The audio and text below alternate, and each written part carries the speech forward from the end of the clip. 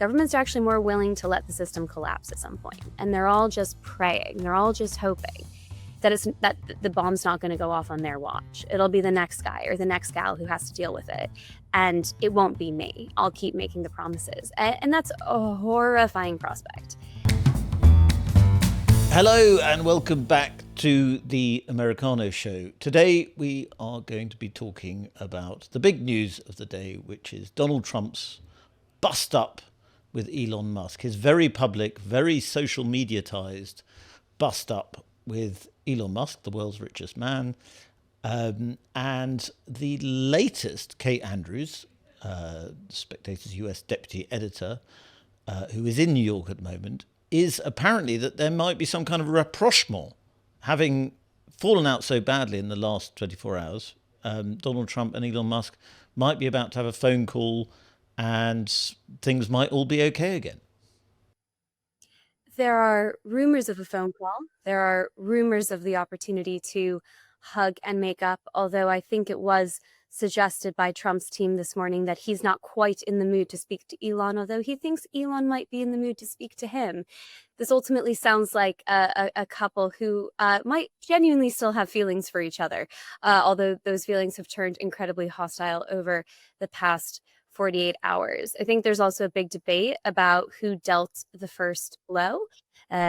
People who are supporting Elon Musk in this very public feud are suggesting that when Donald Trump went on international media and said he didn't know if he'd be friends with Elon Musk anymore, that is what set the tech billionaire off. But of course, Team Trump is laser focused, not just on the comments that Elon Musk has been making about Trump as this has been getting more and more out of hand, but the original comments that will have really ruffled feathers in the White House when Elon Musk came out against the One Big Beautiful bill, noting, I think very fairly, that what Donald Trump is trying to do with this piece of legislation is going to balloon the deficit and the national debt even more, that the cuts that have been made through the Department for Government Efficiency by Elon Musk, roughly 150 billion, 160 billion so far, would simply be wiped out. I mean, they're just absolutely tiny compared to what Donald Trump plans to spend.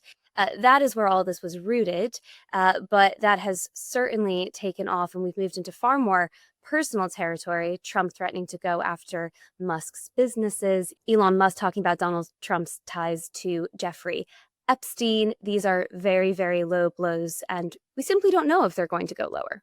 What I found quite interesting following this from London is the disgusting tendency of people to gravitate to where they think the power is. For instance, on X, you see people, the social media platform that Elon Musk owns, of course, you see a lot of people with large profiles on X tweeting, posting their support for Elon Musk, possibly in the hope of a retweet, because that's where they think the power is. They think the power is with Elon Musk because he has this major platform and, of course, he's very, very rich. And then you hear Trump voices, Trump world voices, thinking that the power is with Donald Trump, and then they are saying Elon's made a big mistake and so on. And then there are people in the middle saying we need to come together and try and find a solution because you two together, you and Musk, you Trump and Musk together are the great duo that won this election. So it really is about power, isn't it?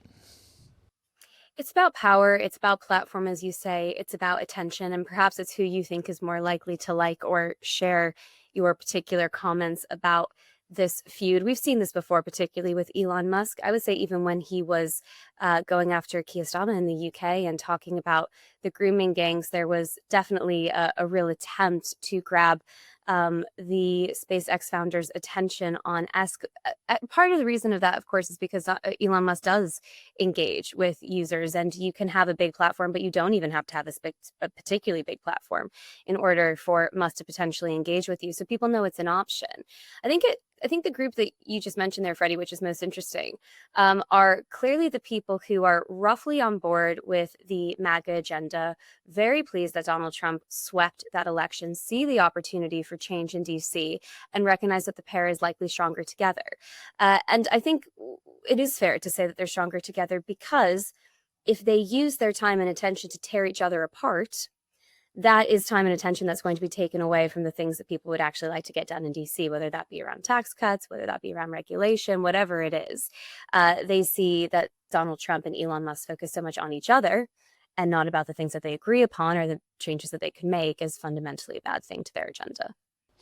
And there's a broad recognition that what this argument, this split, highlights, not just about the bill, but more generally between Elon Musk and Donald Trump, is that the coalition that formed in 2024 between what's often called the tech right and what's often called the populist right is an unstable one. There are very deep disagreements about immigration, about the importance of technology, about the deficit. These are not natural bedfellows, and yet they are in bed together with Donald Trump, and the consequences are vociferous. I think that's right. Elon Musk has been saying on X that Donald Trump would not have won the election without him. It's very difficult to make that statement, and I'm not completely sure that it's true either. Donald Trump may well have won the election without Elon Musk's campaigning and his money, but there's absolutely no doubt that Elon Musk brought with him a certain group of what I would say are probably more traditional Republican voters, fiscal conservatives who are thinking about the economy, who are thinking about technology, who are thinking about advancement, and like the line that Republicans took on that for the decades leading up to Donald Trump.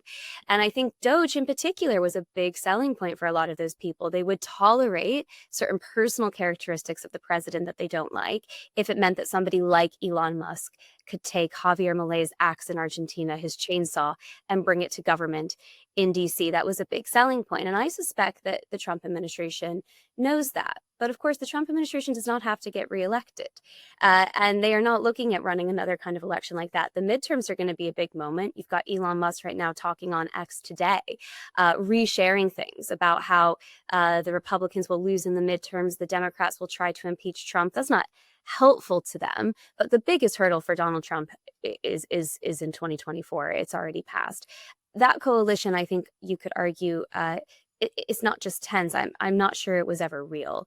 It was real enough to get the vote over the line in a way that was so comfortable for Donald Trump, but perhaps it really couldn't last.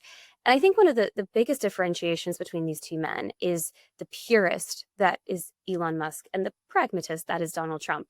And they both take these to real extremes. Elon Musk clearly could only tolerate a couple of months of biting his tongue about things like the deficit and the debt and the big, beautiful bill. He's now been tweeting about how there's going to be a recession in the latter half of the year because he's coming out against Donald Trump's tariffs. These were compromises he was clearly actually never prepared to make, and he was just able to bite his tongue for as long as he could, which it turns out was not very long at all.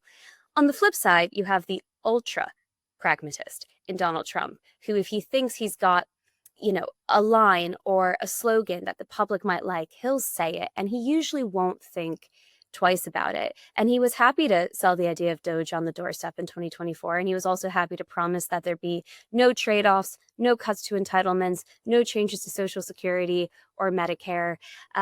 He's willing to say what he has to say to get himself elected. He's willing to do what he has to do.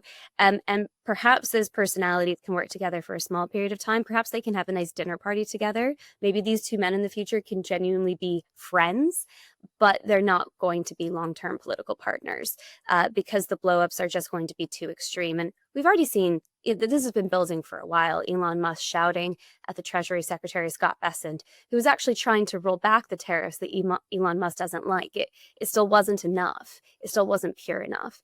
That situation is untenable. I think the biggest surprise is just how quickly it blew up, and also that it's blown up between these two men so directly. I think there was definitely a suspicion that Elon Musk might go after some of Trump's aides and some of his staff before this kind of explosion actually occurred.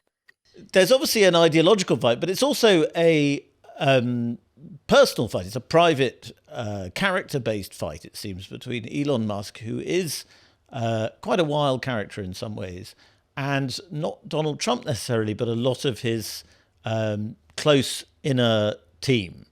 The rumor in Washington, much put about by Democrats, is that Musk has been having an affair with Stephen Miller's wife, Stephen Miller being the Deputy Chief of Staff for Policy and apparently the architect of the big, beautiful tax bill.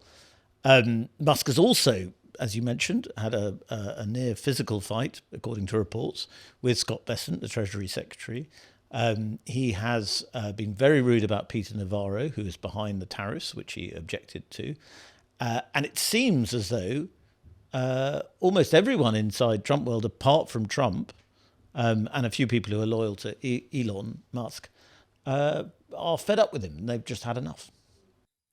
Well, I think it's certainly the case that Musk did not try to make friends when he went into the heart of the beast. And that probably, in retrospect, was a big mistake. You have to have some allies, and you have to decide that some people are broadly enough on side to get any kind of agenda over the line. As you say, he started out being very rude about Peter Navarro publicly. And what's interesting is the White House put up with this for a long time. When Press Secretary Caroline Leavitt was asked about some of these explosions and reports about frustrations and arguments behind the scenes, she would often smile and say something along the lines of, oh, well, Elon's got his views and the president has his. And it was put up with for, a chunk of time that it almost certainly wouldn't have been put up with for almost any other member of Donald Trump's staff. And again, I think this speaks to how big this explosion is, because this isn't any falling out. This is a falling out with Elon Musk. And I do think that will be being taken very seriously by Team Trump. You had the press secretary out on the news last night trying to draw attention back to the tax bill. They need every vote in the Senate that they can get. If Elon Musk is putting some fear into even a couple senators, it's possible this won't get over the line. So, even out of government, Elon Musk can still do real damage to Trump's political agenda.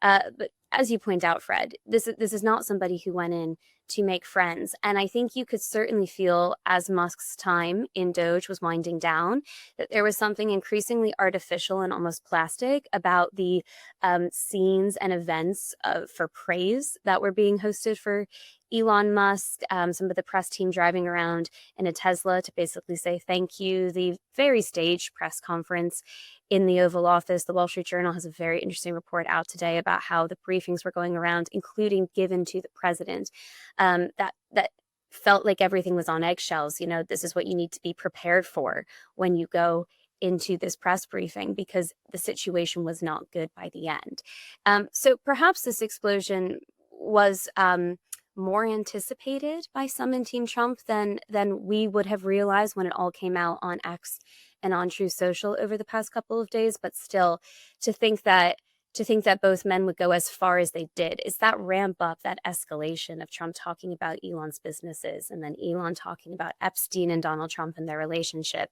that I think has just made this so difficult to come back from. That's not to say they won't. I mean, these are two men who do seem to get over gripes, actually. If you're friendly enough and you smile enough to each other, it is possible that they might have some kind of reconciliation. But perhaps one of the biggest disappointments, especially for those fiscal conservatives we were talking about before, is that what a missed opportunity with Doge to actually root out some of that deeply wasteful spending. That team was only just getting started, and they were moving arguably too fast. They were breaking too much, not necessarily knowing the implications and the consequences of what they were tossing out the window. But the principles behind it were spot on. And no government's taken the issue of waste and deficit seriously for years. So I think easily the most disappointing thing about this is that there was real opportunity to at least start to get America's finances back on the right trajectory. And that feels completely gone now, not least because for Donald Trump, getting this tax bill over the line is now very personal as well. It's not just political. And if he does get it over the line in its current form, it is going to balloon the debt. Isn't the gloomy and perhaps logical conclusion that nobody can really tackle the American deficit now, because it's just not feasible? You cannot, there is not the political capital to do it.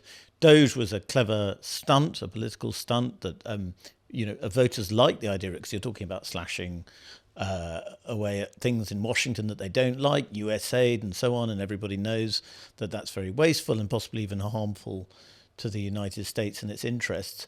But when it comes to something like entitlements or just government spending generally, the political will to do it is not there because it's not popular. People have become addicted to a form of socialism in America, and it's just too far gone. America is too far in debt now to walk back. It's an interesting point you make, Freddy, because I believe there's an excellent leader in the latest edition of the Spectator's Glad you US mentioned it. edition that tackles this very point. It is very depressing to think about, but also I think possibly very true. It, that doesn't mean things can go on like this forever. It means that rather than make the incredibly difficult decisions and use the political capital to address the overspending, to address the spending addictions that governments have to just offering people more and more free stuff that they can't afford, governments are actually more willing to let the system collapse at some point. And they're all just praying, they're all just hoping that the bomb's not going to go off on their watch. It'll be the next guy or the next gal who has to deal with it. And it won't be me. I'll keep making the promises. And that's a horrifying prospect because real people are going to get hurt. Millions of people are going to get hurt if these systems are allowed to collapse. We're so dishonest with the public, certainly in America, also in Europe. The idea that, I mean, don't get me wrong, people are paying in to their social security systems, to their state pension. They are paying that tax money. They are contributing.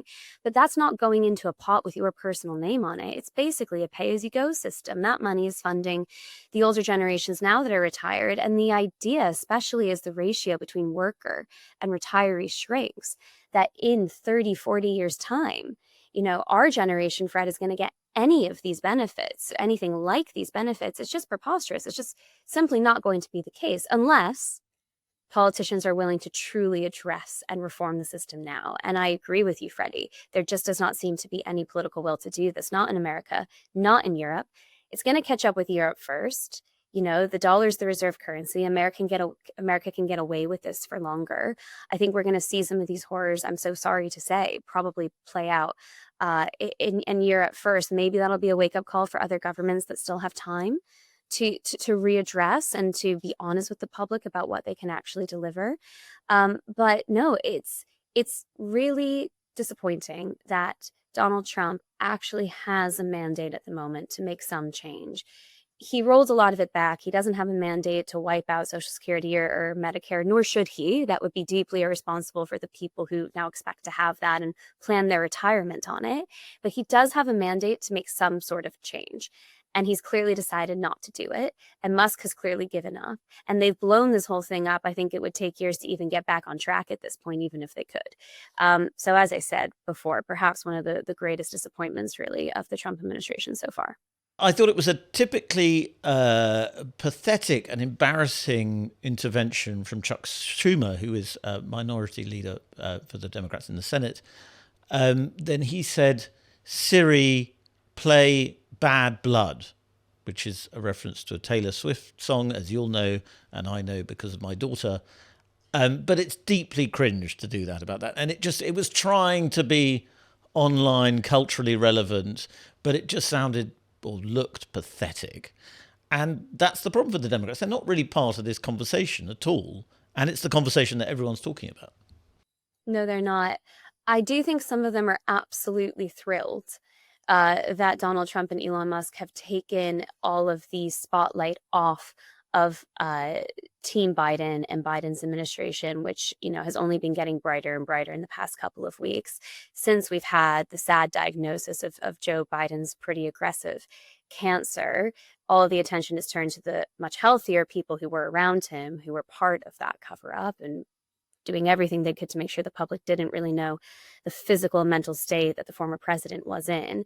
That dialogue, those criticisms, those accusations have been ramping up, and now that's gone because we're focused on the accusations that are being slung back and forth between Trump and Elon Musk. So I think some Democrats are happy.